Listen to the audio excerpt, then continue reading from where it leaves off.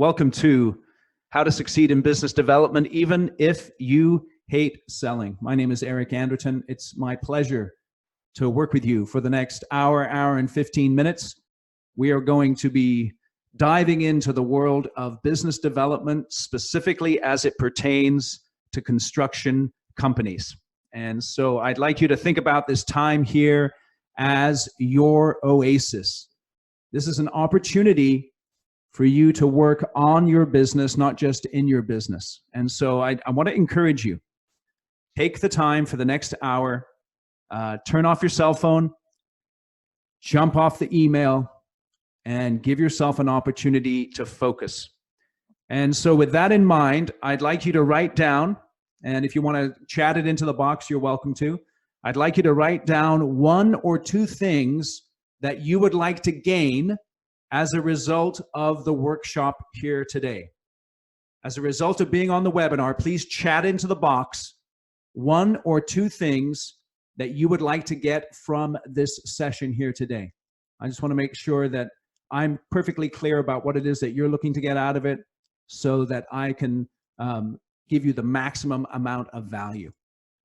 Give me one or two things, chat those into the box, that you would like to get out of the session here today. I'll just give you a minute to think about that. Michael, how to sell magic beans. I'm assuming that's a reference to the slide that I have here. Okay, we got another one here. New ideas for internal selling. Fundamental when it comes to construction sales.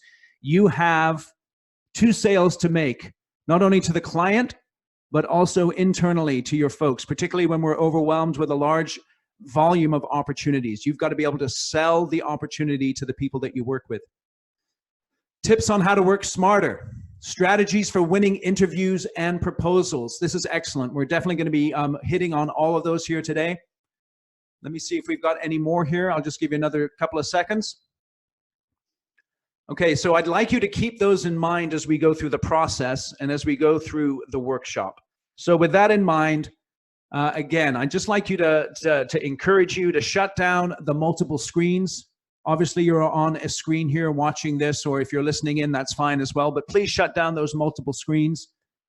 Pick up a pen and paper if you can, or if you want to write on your iPad or your pad of whatever is that you have, feel free to write on there. And then I want to encourage you to participate. You guys are already doing that. You know that in a workshop environment, you're going to get the most out of a situation when you decide to participate. And as we go through the process here today, I just want to remind you of the winning mindset that people adopt when it comes to training. Number one, they drop the mask. I'm assuming that you're on the training call here today because you want to improve in business development. And that's a good thing. So drop the mask and be honest with yourself about your struggles, your challenges, and the issues that you face. Second thing I'd like you to do is to ditch the dude. And what that means is you're going to hear things today that you may have heard before. I'm pretty sure that you're going to hear stuff today that you haven't heard before and that you may not have considered. And I really want you to open up your ears and ditch the dude, ditch the sort of I may have heard this before, or something like that. When you hear a concept that you've heard before, ask yourself, how well are you using and applying it in your company at the moment? And then the last one I want you to do is to kill the bear. This is a slide here from the movie The Edge. I don't know if you guys have ever seen that movie, but it's a killer movie. And the story is pretty simple. Two guys in the wilderness and a bear, and either they kill the bear or the bear kills them. And what one of the guys says, the memorable line from the movie is, what one person can do, another person can do. And I want to encourage you as you go through the process and as you learn new things today, have a kill the bear attitude. What one person can do, another person can do. And you can definitely take the information that you learned today and use and apply it in your organization. Okay, so as we think about the fundamentals of business development and sales, I'd like to ask you, why do people buy? Please chat that into the box. Why do people buy? And I'm talking about buying anything, whether it's a car, whether it's jewelry, whether it's My wife went yesterday to the dentist, and we were buying lots of dental services for our children. Here we go. They have a need to fill a need. Okay. Yep. That's excellent. Anyone else got a suggestion? Oh, we got one here from Matt. Pain. Yes. To buy to avoid pain. Okay. Desire. Okay, good, good. This is really good. So you guys are ahead of the curve here. The two reasons that people buy, number one is for pleasure, to get pleasure, and number two is to avoid pain. So to get pleasure or to avoid pain. Now I'd like you to think about the construction services that you provide. When you think about your clients, what is the pleasure that they are seeking? And what is the pain that they want to avoid when they purchase your services? Whether it's the client, whether it's the GC, if you're a subcontractor, what is the pleasure that they're looking for? And what is the pain that they want to avoid? Please chat that into the box. Let's get some participation here. Let's get into the subject here. All right, Pete comes in with confidence and peace of mind. Matt, the pleasure is new projects built for a return on investment. That's right. We don't just put up a new building just for the fun of it or for the aesthetic. We're looking for a return on investment. Aaron, the pleasure of knowing their job will be successful. Laleen here, maximum value for a quality product. That is excellent. Okay. Now you think about it. When it comes to construction sales and business development, do you think your end user is more motivated by pleasure or by pain? What do you think? Pleasure or pain? What motivates people most when they're purchasing construction services? Bill comes in with pain. Andrew comes in with pain. It's interesting, isn't it? Corey, pain. Thank you. Rick, pain. Yes. Jonathan, pain. Yep. It's interesting. One of my clients says very well, construction, it sucks, but it's fun. But we have Matt coming in here with, and Michael coming in with pleasure. Okay, that's good. Well, it's interesting when you think about it. Every construction buyer, whether again it's a GC or the end client, whatever the case is, they have their own motivations for purchasing, whether it's pleasure or pain. And one of your jobs as a construction professional is to determine what their motivation is. And success in construction is all about influence. And so I want to give you some key insights into how you can influence people to purchase their construction services from you. Number one is this concept of reciprocation. And what that means very simply is that if you want to receive, particularly in a selling environment, you must be first willing to give. You must give in order to get. So give me an example of how you set up this idea of reciprocation in a construction sale. How do you get this reciprocal relationship going in a construction sale with your end client? Give me some ideas about that. What do you have to give in order to get? Yeah, Matt comes in with a conceptual estimate. Okay, pre-commencement advice on designs. Very good, James. I appreciate that. James is coming in with a little bit of the UK language. Pre-commencement advice on designs. Yes, sir. Rick, participate in the bid. Aaron, time. Yes, Andrew, constructability advice. Yes, answers and advice. It's very, very important. You have to give in order to get. But one of the fundamental aspects of human psychology is that when somebody gives you something, it sets up this law of reciprocation, which compels them eventually to give you something in return. So it's fundamental to success to understand that idea of reciprocation. The other idea is the one of social proof. The way that you can influence people is by giving them social proof. Now, what do you guys think I mean by social proof? Give me some feedback on that. What do I mean by social proof? Andrew says no idea. Thank you, Andrew, for being honest. Thank you for dropping the mask. All right, here we go. Michael, just had a guy tell me we broke a curb earlier. Now we owe him. Bad sales. Okay. Bill says, I don't know. The other guy loved our work. You will too. Thank you, Peter. The other guy loved our work. You will too. This is one of the strongest ways to sell, particularly when people don't know you, is to provide them social proof. In other words, to provide them with the names and the experiences of people who have purchased from them in the past, to give them confidence that when they go with you, they're going to be able to get the services that they're looking for. Okay, so success is all about reciprocation. Success is about social proof. And I'll give you another key element of success now, and that is that people have to like you. People have to like you. Now, how do you get people to like you, do you think? Because people purchase from folks that they like, and we're going to dive into this in a lot of detail here in a moment. Matt says, be yourself. Okay, that's excellent. Excellent. If you're a good person and you're professional, you can just be yourself, and you can be assured that if you work hard, you're going to have success in construction sale. Jonathan, authenticity. That's right. Corey, be honest. There's so many opportunities in construction to not be honest. Okay, and being honest is good. Michael comes in here with be good and do the right thing. Bill has a recommendation, win friends and influence people. Bill, I tell you, my grandfather, he recommended that book to my mom. My mom read it. She recommended it to me. It's a great book. Build friendships. Excellent, excellent. So we're all on the right page here in terms of how we can influence people to purchase from us. And today on the webinar, we're going to really focus on three main things. Number one is your mindset. Number two is your market or your niche.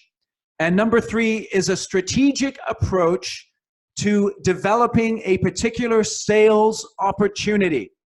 And that strategic approach, I think, is going to be the area where you begin to learn some things that perhaps you haven't learned before that could transform the way you look at construction sales. Now, if you stick around to the end, I'm going to give you a tool. I'll send it to you, a tool that you'll be able to use to help you with the clarification of your niche. And I'm also going to be sending you this, the slides and the recording of the webinar. Okay, so that's fundamental. So I want to encourage you, stick around to the end, and those are the things that you'll receive from me.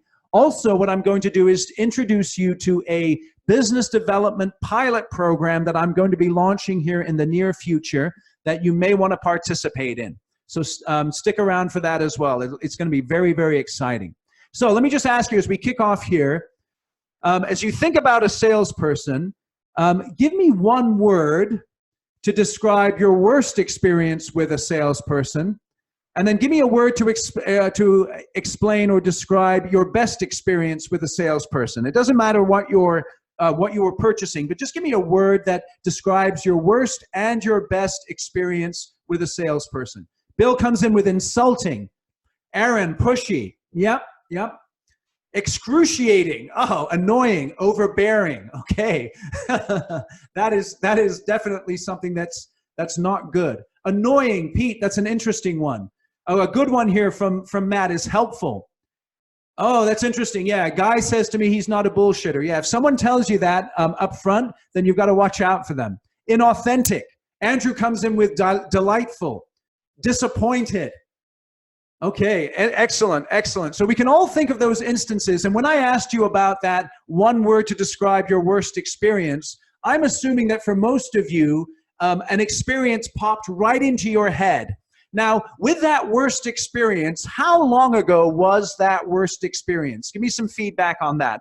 How long ago was the worst experience that you had with someone? 10 years ago, yeah. 30 years, I tell you, Bill, 30 years ago. Matt had one 20 minutes ago. Okay, so this is fundamental, guys. That when we have a bad experience, it tends to stick with us for a long time, and it tends to sour us. So it's fundamental that we understand as business development professionals, as sales professionals, how to develop relationships, long-term relationships with people. I'll tell you, when I launched my business, I launched it 7 years ago, I made a fundamental commitment to play long-term games with long-term people. And that's one reason why I love construction, because it's all about playing long-term games with long-term people. And I've been selling since 1986. So if I do my math right, that's over 30 years. I started off selling pizzas. I've sold televisions. I've sold copy machines. I've sold software services, leadership development. I've sold internet marketing services. And since 2013, I've launched my own business, and I've been working with construction companies. I've made thousands and thousands of cold calls. I've been rejected many, many, many times. I have made tons of mistakes.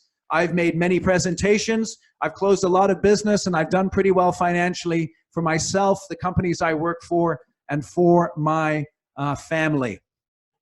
I sold Curtis, Michael sold Curtis Mathis TVs. I don't remember those. I worked in Gottschalk's back in the day when I was in college, and I was selling those TVs. It was actually a good time. It was a great way to cut my teeth.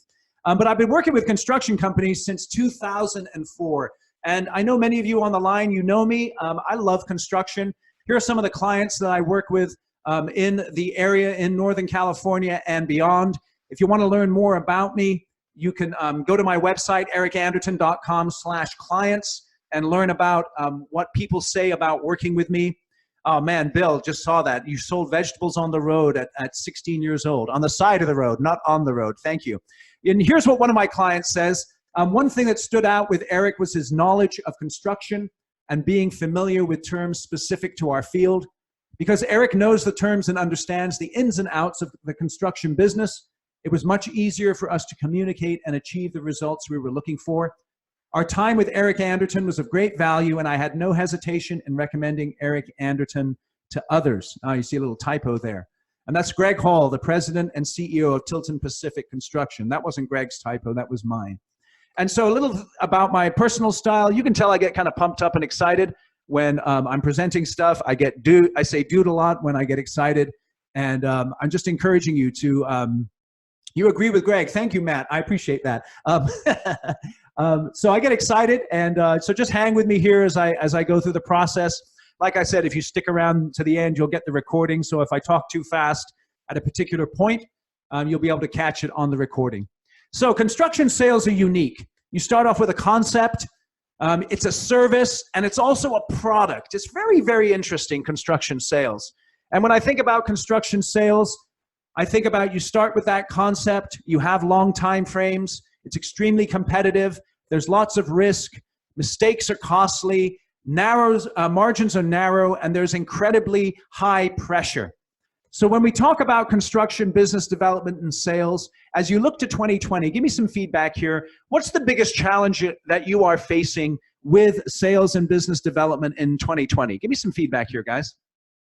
What would you say is your biggest challenge? I'm going to grab a quick sip of water.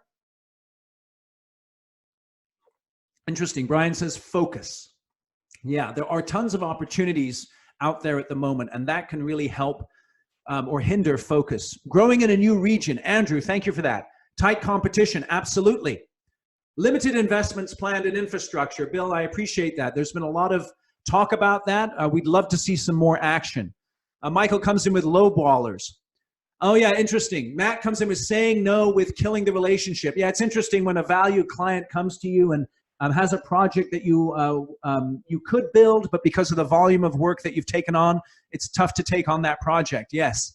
The new role of business development. Aaron, excellent. New California laws. Yes, regulations are definitely something that hinder us and can hurt us. Fluctuating markets. Okay, so there's a lot of challenges out there.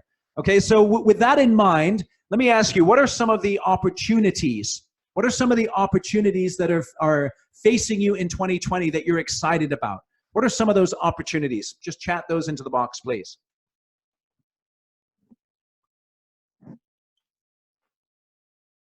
Yep, Andrew, we do still have a booming economy. Let's make hay while the sun is shining. Absolutely. New technologies, excellent. Growing a business and a team. I tell you, this webinar here today can give you some real insights into how you can grow the team, specifically in terms of business development. And I do want to say this, when it comes to business development, I can think of at least 5 groups of people in your organization that are responsible for business development. So when you think about that, who do you think are some of the people in your company responsible for business development? Just chat that into the box real quick. Who's responsible for sales and business development? Ah, yeah, Corey comes in here. Everyone. Estimators and pre-con. That's right, Matt. Jonathan, everyone. I tell you, I'm going to go with the everyone field. I believe that your foremen are responsible for business development and sales because when they're installing work, they're selling the next project. I believe your superintendents are, your project managers, your project engineers, your estimators, even your billing people and the folks who are interacting with people on the back end of your company. Everyone is responsible for business development in your construction company. And that's what the first thing that we want to cover here today is the mindset of successful construction business development pros. Okay, laborers, thank you, Bill. Laborers are responsible. The way that your laborers show up on the job site every single day communicates something to people that are working with you and makes them either want to do business with you or not want to do business with you. So let's talk about the mindset. And these are three things that I want to share with you in terms of mindset for every person in your organization. Number one, there is no secret to success. You've got to solve a problem, you've got to add value, and you have to outwork everyone. So let me ask you this. What's the number one problem that you solve for your clients? Chat that into the box here. What's the number one problem you solve for your clients? What would you say is that number one problem you solve for your clients?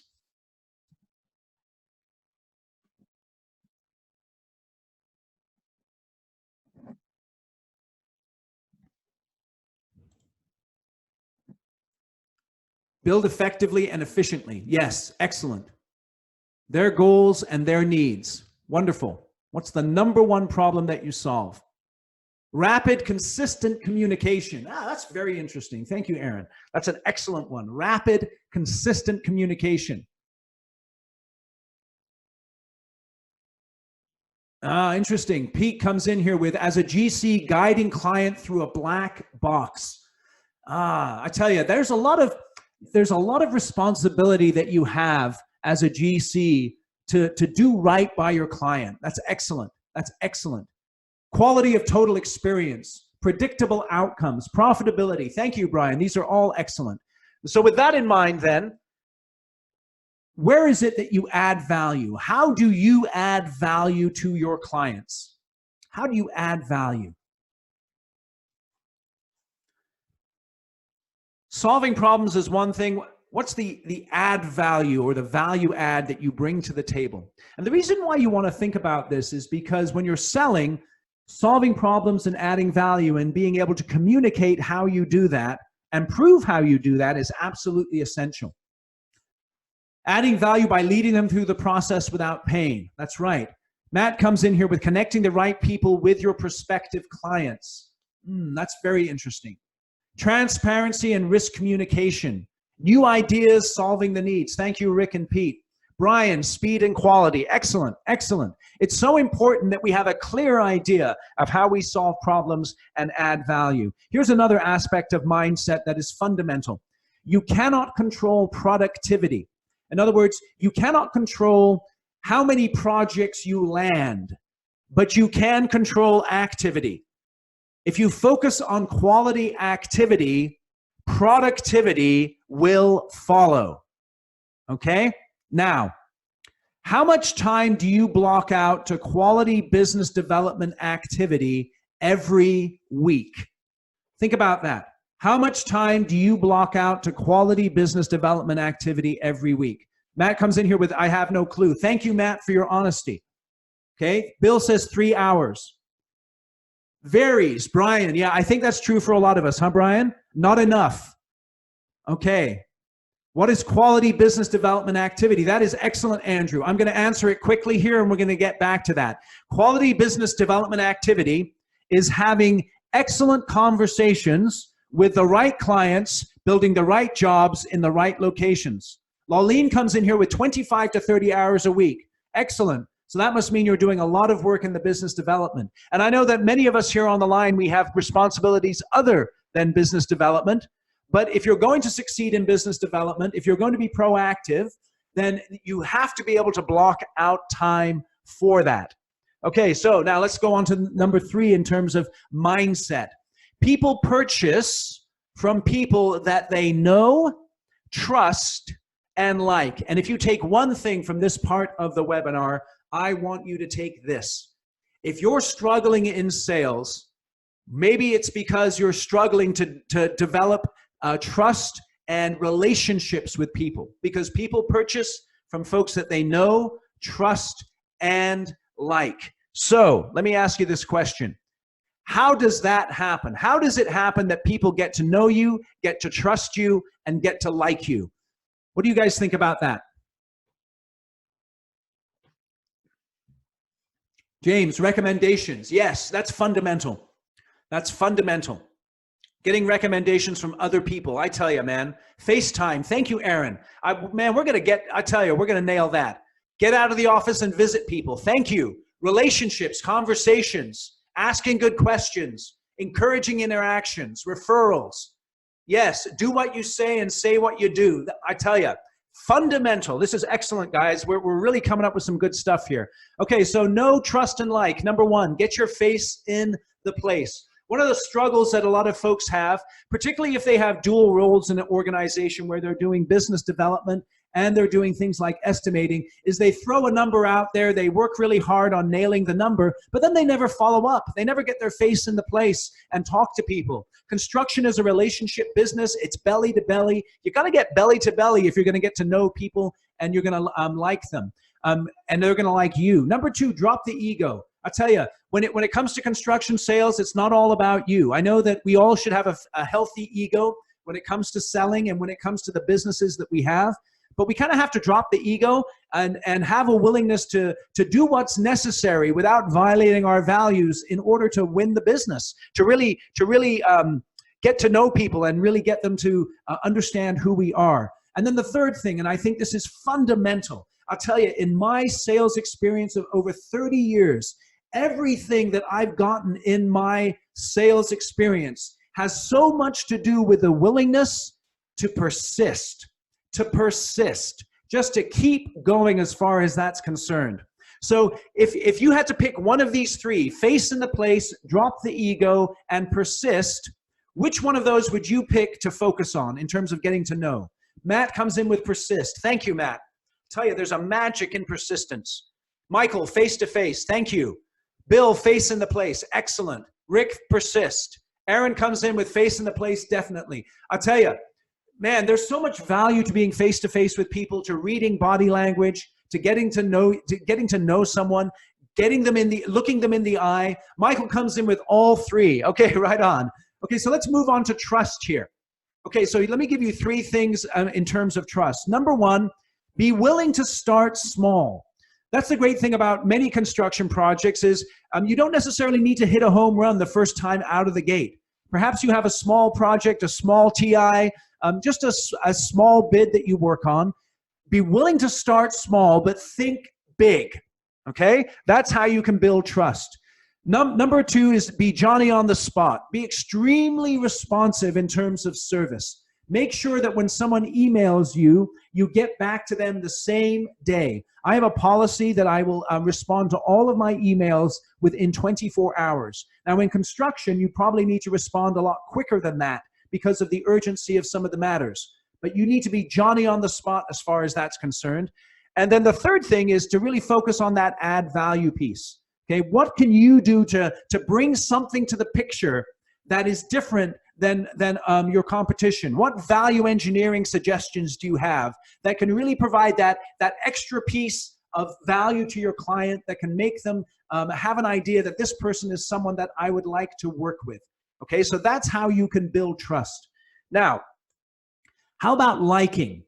How do you get people to like you? Let me just ask you guys that real quick. How is it that you build like with people? And that's kind of an interesting thing, huh? How do you get someone to like you? Give me some feedback there. Bill says be real. Excellent. How do you get people to like you? Be authentic. This has come up a number of times. Thank you, Corey. Ask them questions. I tell you, be more interested in other people than you are in yourself, and you will be successful. Be genuine. Keep your word. Yep. Give more. Yes. Excellent. Trust, honesty, and integrity. So let me give you three keys here. Number one, I want to say be an equal. All right. You remember the animated movie Shrek and the donkey, right? The donkey wasn't really Shrek's equal to begin with. He was kind of ingratiating himself to him and all those kinds of things. I want to say this. Kings talk to kings. Show up in your business development activities as a king, and look for those leaders, the decision makers in the organizations that you're working with, and behave nobly. All right. If your company is a kick-ass company, you shouldn't be going in there with your tail between your legs begging for work. That doesn't mean you're cocky or arrogant or anything like that, but show up as an equal. Kings talk to kings. The second one is to be helpful. Okay, so again, we're not going in there being arrogant, but we're there to be helpful. We're there to solve their problems. We're there to be the expert, uncovering the problems that they have at the various phases of their projects. And if you can help, offer them assistance. And if they accept and you're successful, you can be confident that they're going to be developing that liking relationship with you. And like we've said already, be yourself. Not everyone is going to like you, and that's fair enough, right? Not everyone in the world is going to like us, but be yourself, be authentic, and reflect that authenticity. And even if people don't necessarily get along with you 100%, they'll appreciate that authenticity, and it will help you to develop relationships. Okay. So if you had to pick one of those three, which one of those three would you pick as one way that you could build those liking relationships with people? What do you guys think as far as that's concerned? Be an equal. Thank you, Matt. That's excellent. That's excellent. Be yourself. Excellent. That's wonderful. All right. Excellent. So pick one of those three as something to work on. Bill, thank you. Be helpful. Okay. So as far as your mindset is concerned, every day is a good day. And as a high performer in terms of business development, these are some mindsets that you need to have. Number one, you've got to get something out of all situations rather than complain about them. Number two, you got to hustle rather than dog it. Then you've got to be prepared rather than just show up. Okay, that's fundamental. I tell you, man, if you show up in a business development situation, in a presentation situation, and you're not prepared, it's going to show, and it's going to really hinder your ability to develop those trusting relationships with people. Be consistent rather than occasional. One thing you can do as a result of this workshop is to go away really fired up that you're going to do all of this business development activity. I would rather that you do a little bit of incremental improvement and consistently, incrementally improve in your business development activity and skill in order to grow your business. Choose to be early rather than just on time or late. Okay, look to want to learn rather than want to explain or excuse. So when you lose a deal, when you lose a project, try and figure out why that is. Try and do more rather than just enough or less. Be mentally tough rather than mentally lazy or intimidated. Concentrate on what to do rather than what may result. Be aggressive in a positive way rather than passive or submissive. Make one more call. If you're in doubt about a project, get in your truck or your car, drive out to the decision maker's office, get face to face with him or her and have a conversation with them. Don't be passive, don't be submissive, but be positively and friendly and be aggressive. Okay? Know your limitations rather than try to do more than you're capable of. If you need help developing a business opportunity, get help. Right? Think about solutions rather than worry about problems. Accept adversity as part of the game. Share and help others rather than be selfish. Think and act positively rather than negatively.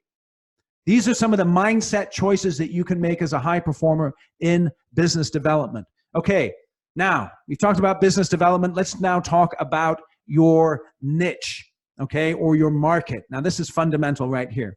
I'd like you to think about a project that you're making a lot of money on at the moment. Why is it that you're making a lot of money on that project at the moment? Give me some ideas. Why is it that you're making money?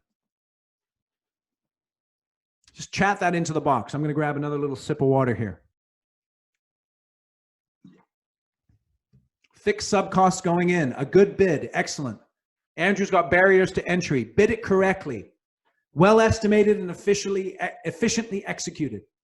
Volume, repeatable and routine. Thank you, Kurt. Complex and demanding infrastructure, high risk, high reward. Thank you. Michael has 4 Ps there. That's pretty impressive. I'm not sure what you mean by that. Pre-planning. Thank you, Matt. Okay, now let's think about this now. Think about one that you're losing money on. Why are you losing money on a project at the moment? Think about that for a moment. Why are you losing money? Brian, okay. Volume. I'm not going to mention first names now. Lack of organization. Scope creep, poor management, change of conditions. Yes. Not routine. Yep. Okay. Okay. Fundamental. This is really interesting for you guys to think about why that is. So I have a framework that I know you guys have heard before more than likely, but I want to insist that this is fundamental to either making or losing money in terms of your market approach. And it's very simple. You must identify your right client, the right project types, and the right physical, geographic locations that you should be building in. Okay? So, if you have those nailed, client type, project type, location, that's when you're going to make money. Now, I'd like you to just chat into the box with a Y or an N. Yes, I've nailed client type, project type, and location, or no, I don't have that nailed. Okay, we got quite a few N's coming in here. We got one Y, we got some N's. Okay, all right, so this is fundamental. This is fundamental because I'd like you to think about, if you do know what your right client, right project, and right location is, you're going to be much more successful at making money. If you do know it, but you're building projects that are outside of that sweet spot, then that can be a reason why you're losing money. Okay, so what's fundamental is there's a 3-step process that you can go through in order to nail that sweet spot of right client, right location, and right project type. First thing you need to do is identify the criteria. Second thing you need to do is rank the criteria. Third thing you need to do is score the criteria. Now I'm going to give you an example here. And this is a bad slide because it's hard to read.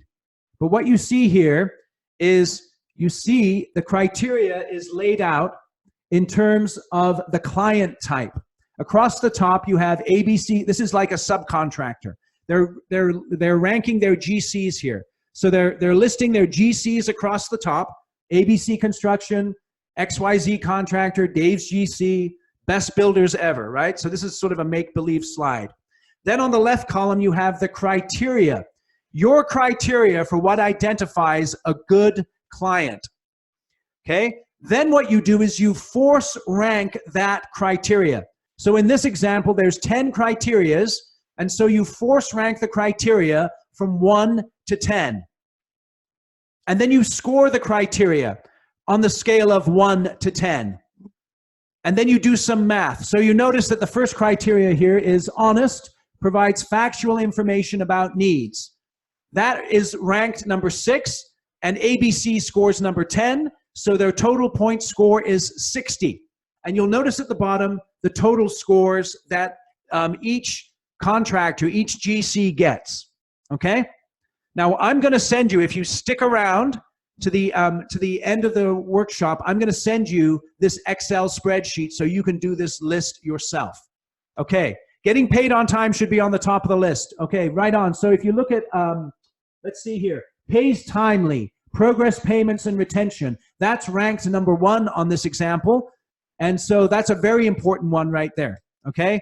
Now, so what I'd like you to do is to list 3 criteria and force rank the criteria and list 3 clients and then score them. And we don't have time for you to do it now, but I'm gonna send you these slides, and if you stick around to the end, I want you to be able to do this exercise offline, okay? So you wanna list your criteria, rank the criteria, and score both your clients, your project types, and your locations.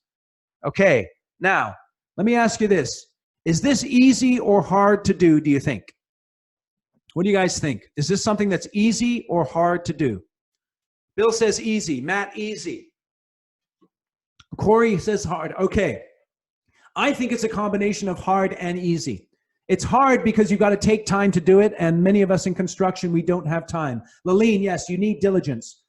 It's easy from a conceptual point of view. It just takes time. Thank you, Michael. You have to set aside time to work on your business and go through the process with your executive team, figuring out right client, right project, and right location. And this is fundamental to the success of your organization. And once you've got that down from a market point of view, the next thing you need to do is you need to go through a classic SWOT analysis. Your strengths, weaknesses, opportunities, and threats in terms of right client, right location, and right project. And this is important to do because as you do that, it's going to help you to build a strategic plan for your business development. So let me ask you this. When was the last time you did a SWOT analysis on your strategic approach to the marketplace in terms of business development? Brian says, yeah, this addresses my focus issue. Bill did this 3 months ago. That's excellent, Bill. Well done. When was the last time you did a SWOT analysis? Corey came past 3 months. Thank you, Corey. This is excellent. Mike did it last week. Excellent. James has never done that. Okay, thank you. Andrew, 2 years ago. Okay, so James and Andrew, you may want to consider doing this. Okay, this is fundamental.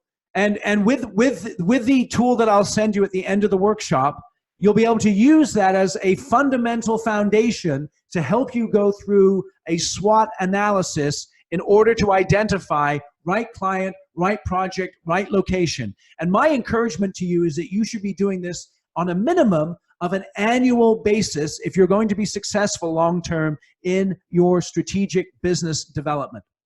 Okay, so we've talked about mindset, we've talked about market, and now we're going to dive the rest of the time. We're going to dive the rest of the time into strategy. And specifically what I mean by strategy is a strategic approach to a specific business development opportunity. Okay? So a strategy involves a number of things.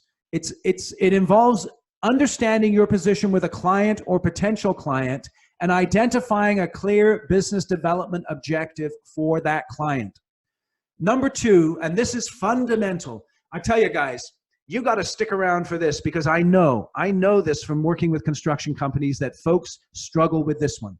How to identify and deal with the 4 different buying influences present in every sale. Number 3, how to recognize and eliminate red flags that jeopardize a sales objective.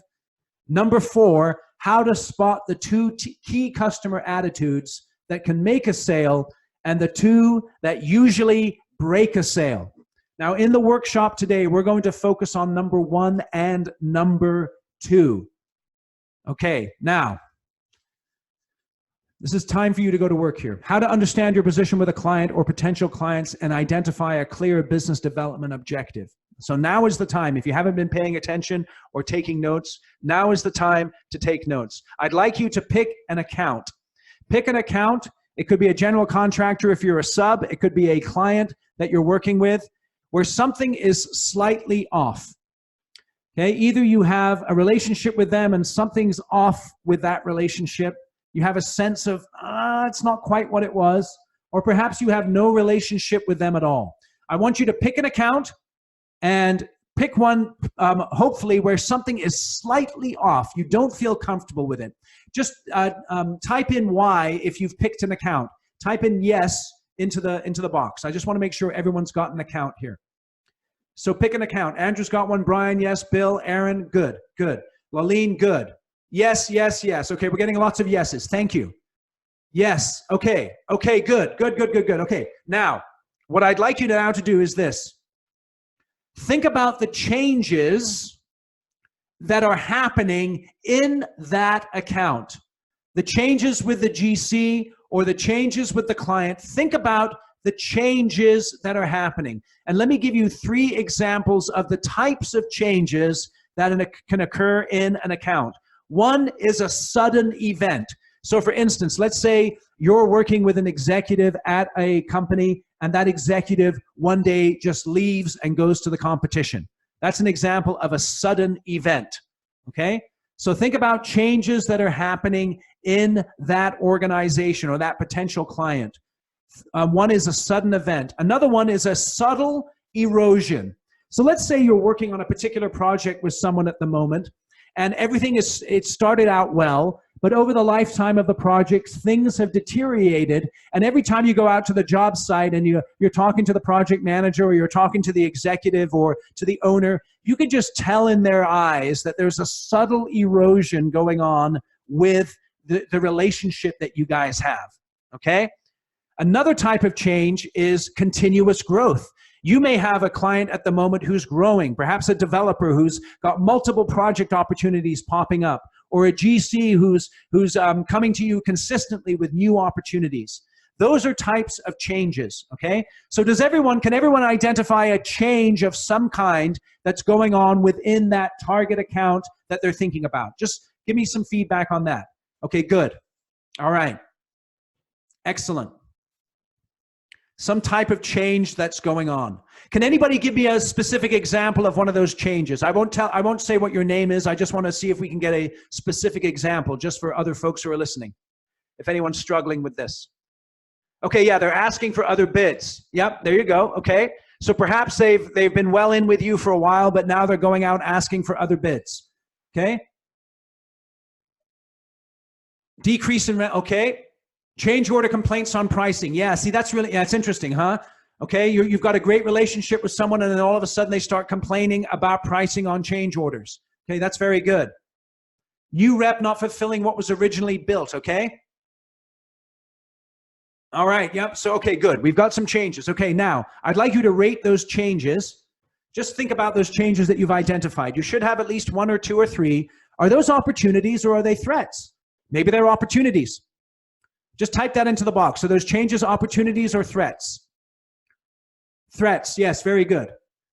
And don't think about changing the threat into an opportunity, but just ask, is it a threat or an opportunity? Sean's got opportunities. Excellent, wonderful. Both if we stay positive, yeah. Now, let me say this. I want to say this. The best business development people, the best salespeople, they see the most threats. They see the most red flags. They don't live in hope. They understand that things can change. And they want to identify whatever might threaten their particular sales objective. And that's what the next thing we want to go on to here is we want to define the current single sales objective with the particular client that you're thinking about here at the moment. So let's give that some thought. A current single sales objective. Okay, so what are you selling to this person? It could be a change order, just to make that point. It could be a new project. When do you expect final approval? And then how much is it? How much is the project worth? How much is the change order worth? I want to see if you can identify something specific that you're selling, when you expect final approval, and how much is the contract worth or the change order worth or something like that, okay? Give me some feedback here if you can identify a current single sales objective. Just give me some feedback here. New work, 2 months, $8 million. Okay, great. Excellent. Very good. See, that's a great sales objective. Well done. Well done for identifying that, Bill. New work, 2 months, $8 million. Excellent. That's wonderful. Does anyone else have a single sales objective that they want to share here? Just chat that into the box. The reason why this is important is because a lot of times we fumble around in our business development activities because they're not focused on something specific. Okay, so this is a good one here. Get 10 new meetings. That's by the way, if you can sell a meeting, that is a sale. Okay, Michael comes in here with new work now, $10 million. Okay, Michael, this part of the webinar is for you, man. If you've got something that's bidding right now and it's 10 million bucks, I'm assuming that's probably pretty substantial for you. So this is something that's important for you to pay attention to. Now, think about that single sales objective. How do you feel about the outcome? Are you certain about the outcome? On the left, are you euphoric? Or on the right, are you panicked? How do you feel about you winning that piece of business right now? How do you feel about that? Chat it into the box. How do you feel about getting that change order without having to bang your head against the wall and go to the mats and have some uncertainty? Thank you. Okay, we got some uncertainty here. Bill's come in with 7 out of 10 that we're going to get it. Okay, good. Okay.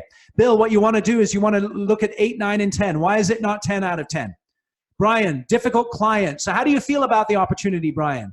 Michael's coming in here with not too warm and fuzzy. Okay, good. That's good. It's good that you're not too warm and fuzzy. Because I say many times in sales, when you're feeling euphoric, that's just when the other foot drops. And if you're feeling doubtful or if you're discomfort or concerned, that's good. Aaron, uncertain because of the competitiveness. Yes. Okay, good. Matt's feeling decent. Okay. Uncertainty, concern. Excellent. It's okay to have uncertainty.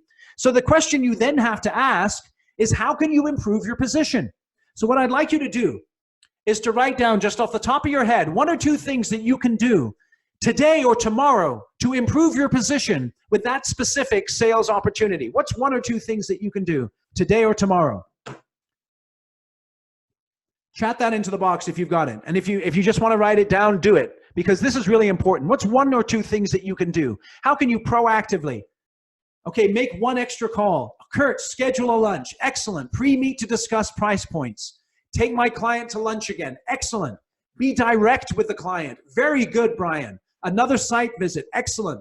Additional follow-up. New ideas. Wonderful. Okay, so you've already got an action item from the workshop here today. Think about what you can do immediately after this call. Don't get off the webinar right now. Stick around to the end. But as soon as we're done, get into action on what you're identifying. Okay? Now, the second thing we want to talk about is how to identify and deal with the 4 different buying influences present in every sale. And I think some light bulbs are going to start going off for you guys here. And so it's well worth your while to pay attention here. Think about the last time you lost a sale. How did that feel the last time you lost a sale? Give me some feedback on that. How did that feel? Deflating. Thank you, Bill. My ego was majorly bruised. Matt, I know how you feel. Empty. It sucked, bro. Yep, Peter, it did suck. It did suck, yes. Yep, losing sucks. Winning is always better than losing, I tell you. Okay, now, ask yourself the last time you lost. Were you clear on the 4 buying influences that were involved in the sale? I tell you, were you clear on the buying influences? Now, you may never have thought of this concept of buying influences, but I'm going to break it down for you. The 4 buying influences that are present in every construction sale, because every construction sale is a complex sale. It's complex. I would say 80% of the time, the sales are complex, okay? So you want to think of roles and not of people here. And you want to think of anyone who influences the outcome of your sale. Every sales objective has a unique set of buying influences, and it changes from sale to sale. Now, the first person is the economic buyer. The economic buyer is the person who gives the final approval to buy. Okay? And in most cases, 95% of the time, there is only one person or set of people playing this role for a given sales objective. And if you have a group of people making the decision, there's usually a first among equals. And this economic buyer can say yes when everyone else had said no. And they can say no when everybody else has approved. Okay? Now, this is fundamental. Let's keep moving here. Their focus is on the bottom line. Their focus is on return on investment and impact on the organization. Okay? That's the economic buyer. Now, let's talk about the user buyer. The user buyer's role is to make judgments about the potential impact of your services on their job performance. So let me ask the subcontractors out there, give me an example of a user buyer within the general contractor's organization. Andrew, superintendent, you nailed it. Thank you. Okay. The superintendent is a user buyer. Superintendent. Yep. Michael, you said the same thing. Excellent. Andrew beat you to the punch.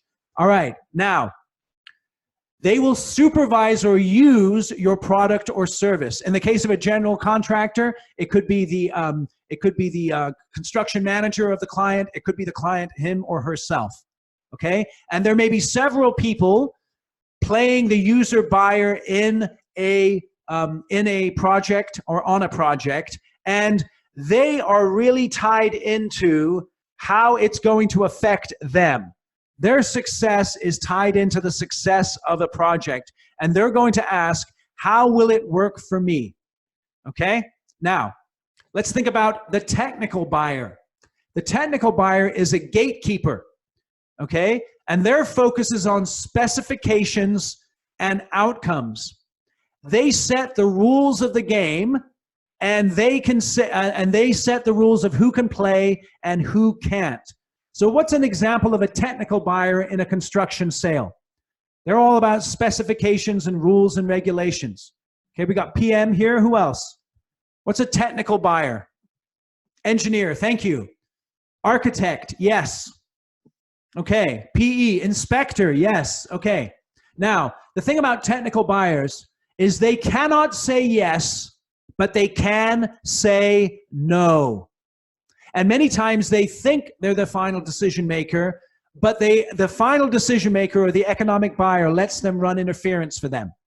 Okay? Now let's talk about the coach. The coach is your Sherpa. They're your guide through the opportunity. Okay? They'll let you know who the other buyers are, and they really, really want your solution. So you need a systematic way of locating these people for every sales objective. So what you should do is write out your buying influence chart, okay? And then fill it in with the names of people and with their degrees of influence. So let me ask you this, for your single objective, do you know who your economic buyer is? Just type in yes or no. And I'll tell you why this is important as you're typing that in.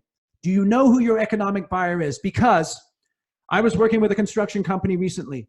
They had a large bid going out to a client.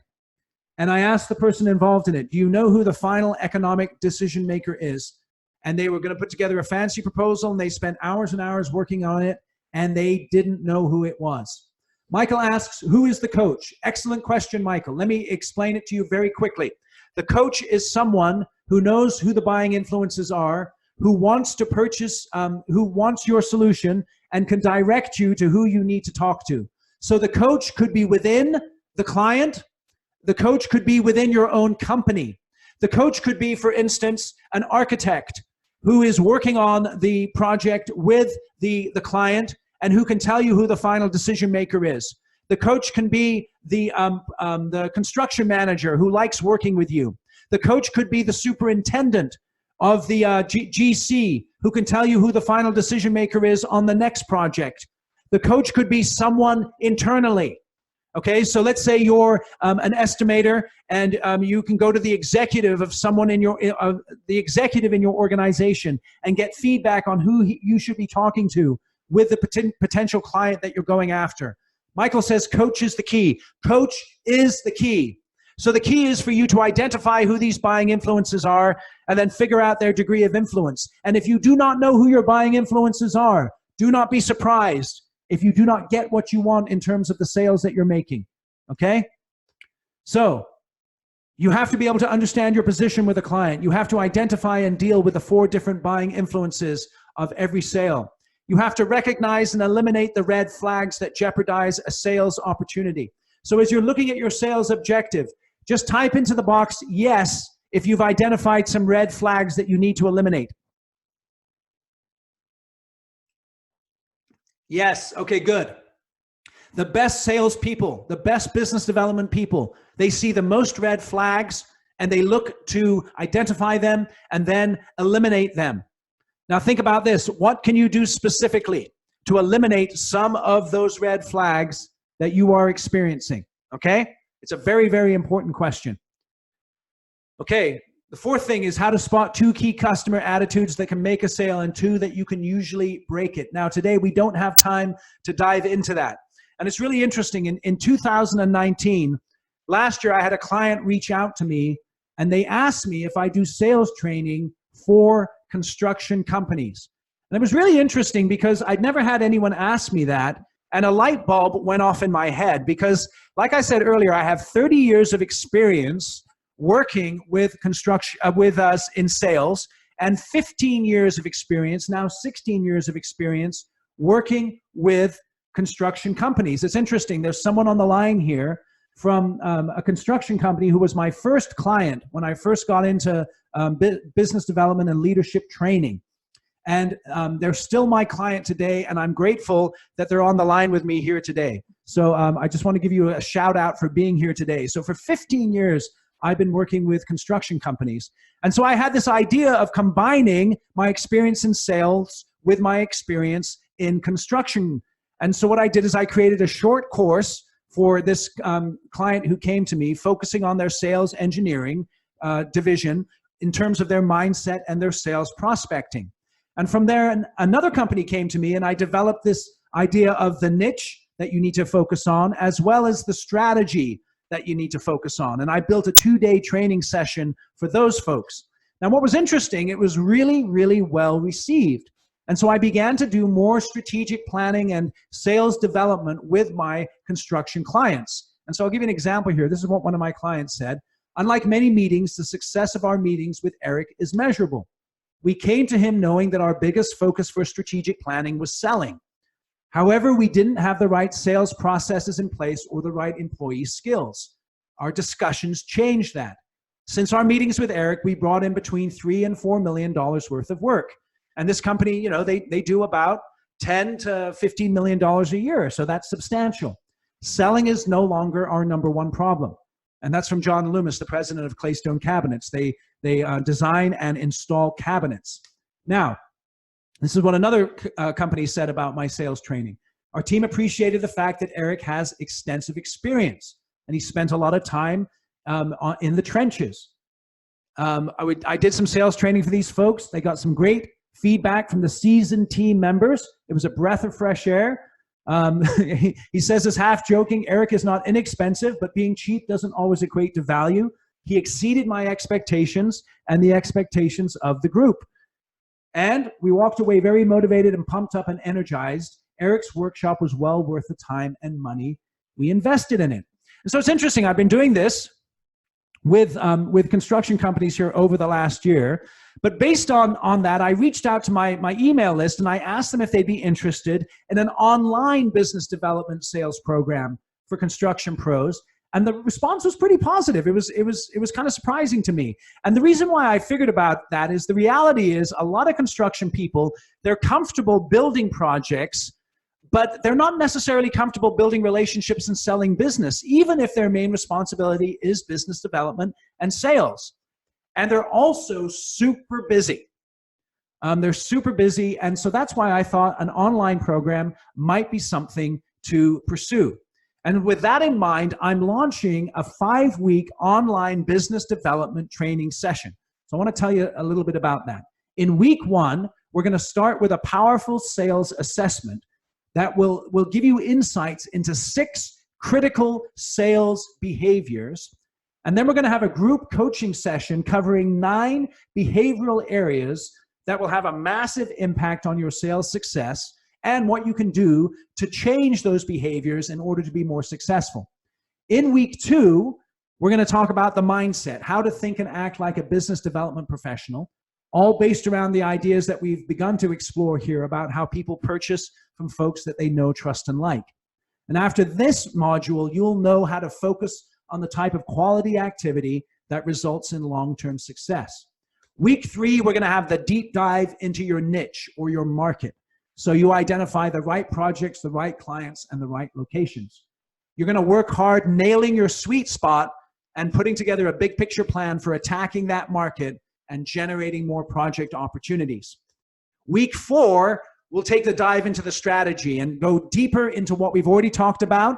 And we're going to go deeper into the other things that I wasn't able to cover. So you'll get a step-by-step process to approaching specific opportunities so that you position yourself correctly to maximize your opportunity to win the work.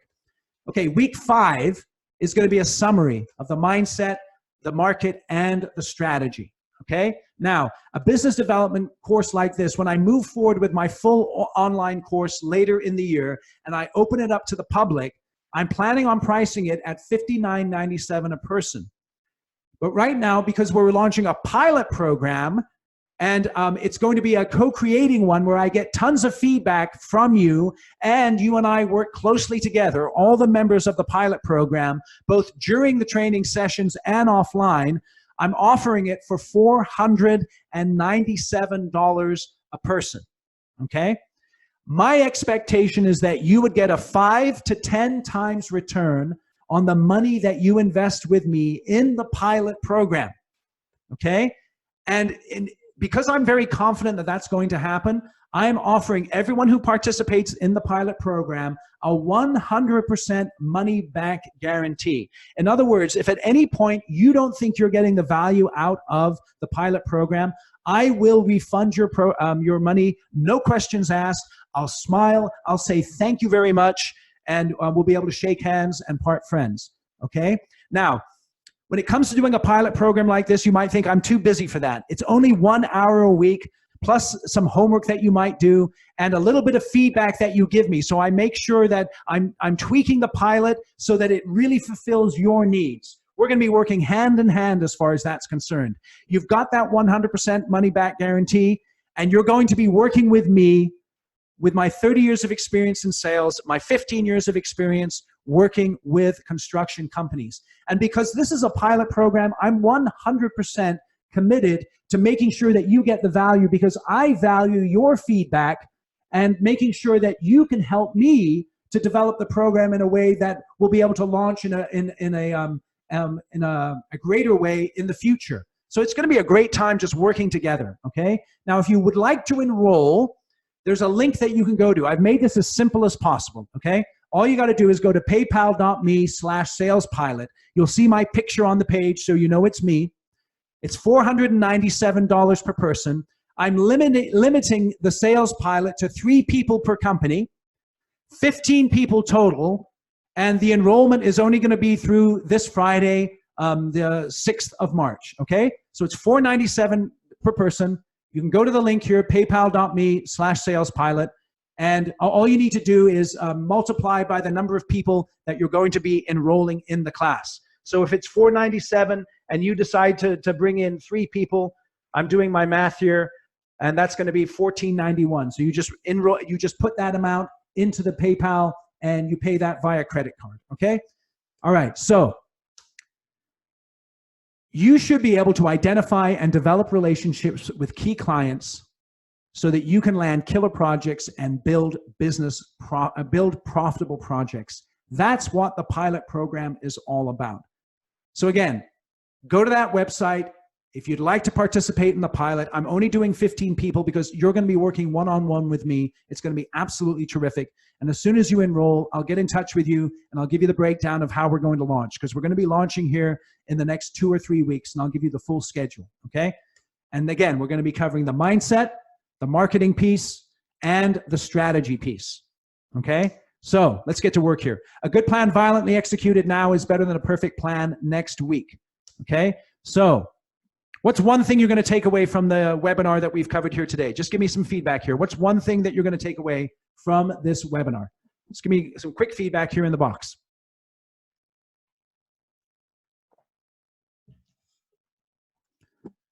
One thing you're going to take from the program. Focus more on FaceTime. Thank you, Aaron. Rank your customers. Yep. Red flags. Send someone through the pilot program. Thank you, Bill. That'd be sweet. Attack. FaceTime. Enroll some people. Thank you, Sean. I tell you, Sean, we're going to kick some butt on that one. Thank you. Behave nobly. Try and pin down the sweet spot project. Thank you, James. Excellent. Excellent. Thank you very much. Okay, so questions. What questions do you have for me at the moment, just on the content that we've talked about today? Anyone have questions that they'd like to ask? We've only got about 7 minutes here before 12:15. I just want to honor your time here, guys. If you want to stick around after 12:15 and you have more questions, you're welcome to. But Brian, thank you. Brian has just enrolled. I really appreciate that, Brian. That's very, very kind of you. We're going to have a great time, dude. It's going to be absolutely killer. Awesome. Thank you, Brian. Okay, what questions do you guys have? Any questions online that I can answer? You got to run? I'm going to pick. Okay, excellent. Thank you, Sean. If you have questions, feel free about the pilot program. Just shoot me an email, eric@ericanderton.com. What's the best way to prepare good questions? Thank you, Matt. The best way to prepare good questions is to, number one, think of open-ended questions. Number two, think of the pain or the pleasure that they want. And then craft your questions, your open-ended questions, around the pain and the pleasure that your clients are seeking to either avoid or achieve. When will the pilot program occur? Thank you, Jonathan. We're going to be launching the pilot program in March. Once we have all the enrollments filled out, the schedule will be launched, and we're going to launch it in the last 2 weeks of March. That's when the first session will occur, and we'll go March through April. Is that clear, Jonathan? I just want to make sure. It's going to be March through April. Thank you. Okay, good. Yes. Yeah, we'll go March through April. So I would anticipate, what time will the sessions be? I'm not sure, James. What I'll probably do is do an overview, or not an overview. I'll sorry, I'm mumbling here a little bit. I will ask the group, and we'll nail down the right time. Okay, I know, James, you're in the UK, so there's that 8-hour difference from the West Coast here, but we'll nail down the right time for the majority of the folks. I'm anticipating a lot of people from the West Coast of the United States, and so we may do it in the late afternoon or the early morning West Coast time. We'll see. Any other questions?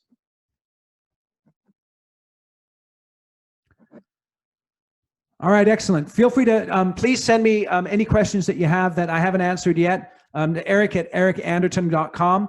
Many of you have stuck around to the end. I really appreciate it. I'm going to send you that tool that you can work on. And I'm also going to send you the recording and the slides.